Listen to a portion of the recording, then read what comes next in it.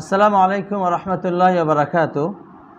জবের সময় ইচ্ছাকৃতভাবে বিসমিল্লাহ ছেড়ে দিলে কুরবানির এবং ওই পশুর হুকুম কি?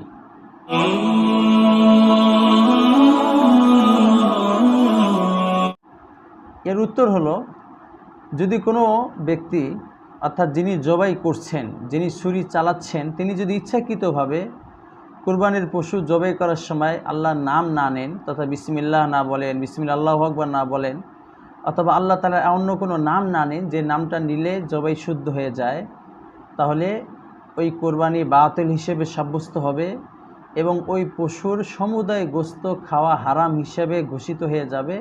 ওই পশুকে ভাগাড়ে ফেলে দিয়ে আসতে হবে, এটাকে কুকুর শিয়ালে খেয়ে ফেলবে।